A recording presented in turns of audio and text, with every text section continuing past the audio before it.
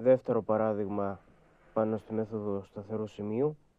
Έχουμε αυτή τη φορά μια πολυονυμική συνάρτηση και έχω να πω ότι γενικότερα είναι ένας πολύ εφευρετικός τρόπος για να χειριζόμαστε συναρτήσεις, η μέθοδος του σταθερού σημείου.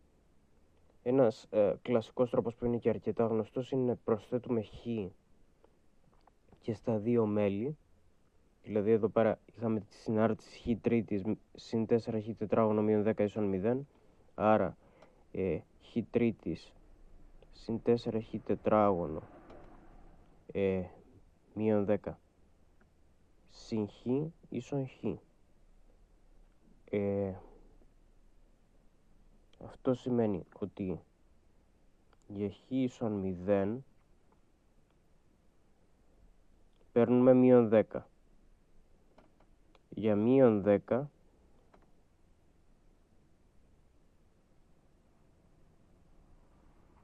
παίρνουμε μία επόμενη τιμή και περιμένουμε όταν σε επαναλήψεις θα φτάσουμε αυτά εδώ να είναι πρακτικά περίπου ίσα. Τώρα βλέπουμε κάτι το οποίο δεν φαίνεται να στέκει αριθμητικά, αλλά στο τέλος θα προσεγγίζει την τιμή που θέλουμε. Εκεί όμως που θα σταθώ πραγματικά είναι το ότι υπάρχουν πολλές μέθοδοι για να το κάνει αυτό κάποιος. Πρέπει δηλαδή να αναπτύξει κάποιο στρατηγική για το πώς θα χειριστεί την κάθε εξίσωση. Εδώ πέρα θα μπορούσε απλά να προσθέσει, αλλά θα μπορούσε από την άλλη να διαιρέσει τα πάντα με χ τετράγωνο.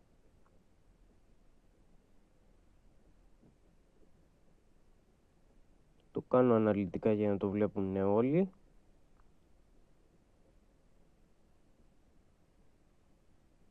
Μηδέν δια χ τετράγωνο πάλι 0, οπότε δεν προσθέτουμε στο άλλο μέλος κάποια πολυπλοκότητα. Οπότε έχουμε να χειριστούμε την εξίσωση χ συν 4 μείον 10 δια χ τετράγωνο ίσον 0. Ωραία. Άρα το χ θα είναι ίσο με μείον 4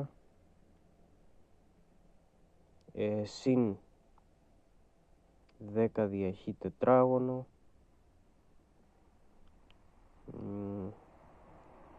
άρα θα έχω μία πρώτη συνθήκη χ ίσον 0. Αυτό εδώ φαίνεται να πυρίζει. Το θεωρούμε ότι είναι μείον 4. Άρα για μείον 4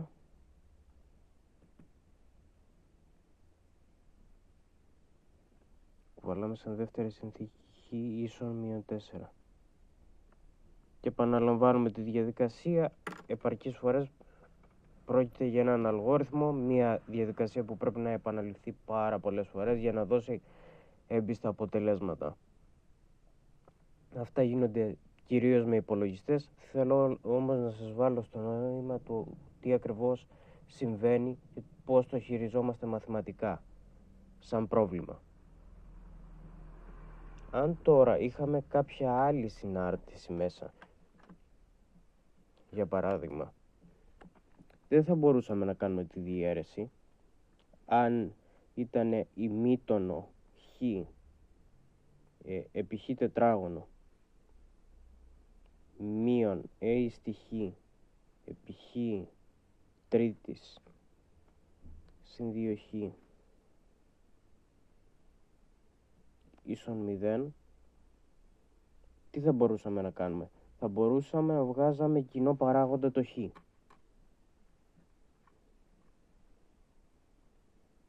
Άρα θα είναι χ ημίτονο χ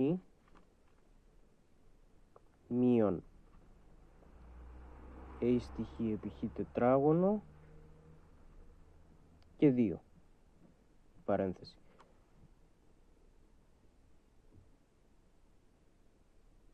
Αλλά πώς θα καταλήγαμε από αυτό στο να υπάρχει χ ίσον f του χ? Εδώ πέρα υπάρχει ένα πρόβλημα, έτσι.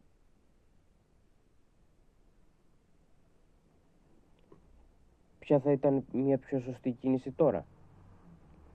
Απλά μετατοπίζουμε το τελευταίο κομμάτι του μέλους, το 2χ, αλλάζοντας το μέλος.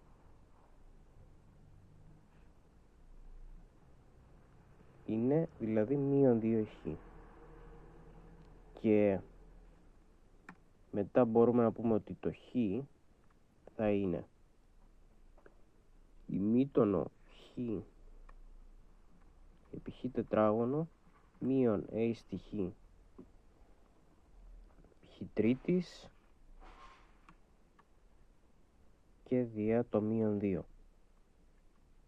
Και κάνουμε την ίδια κλασική διαδικασία. Δεν ξαναγράφω τα ίδια πράγματα για να μην σας κουράσω περιτά,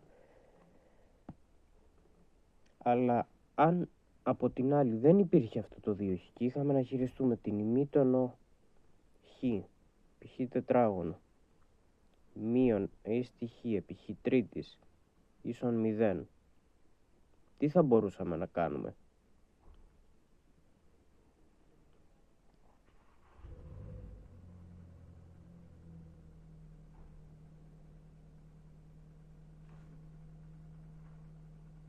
Στην πραγματικότητα,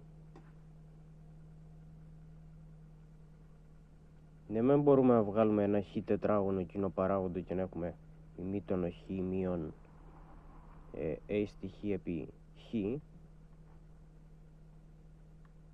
και προφανώς στη συνθήκη να ενίσουμε το 0, αλλά αυτό δεν μας λύνει το πρόβλημα, γιατί δεν θα προσθεθεί από μόνο το ένα χ εδώ πέρα.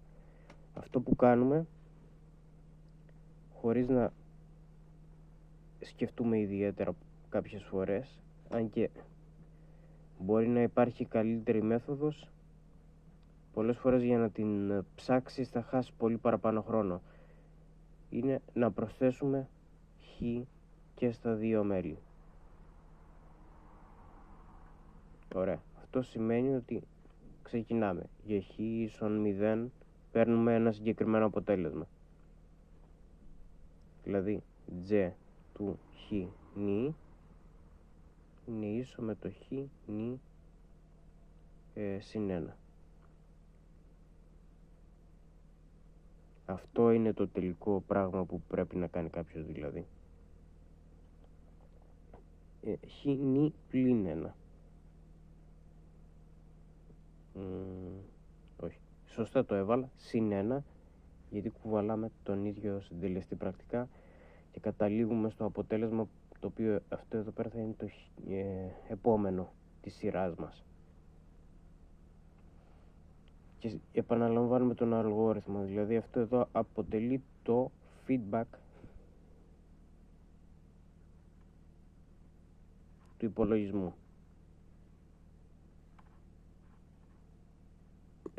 Αυτά για σήμερα. Καλή συνέχεια.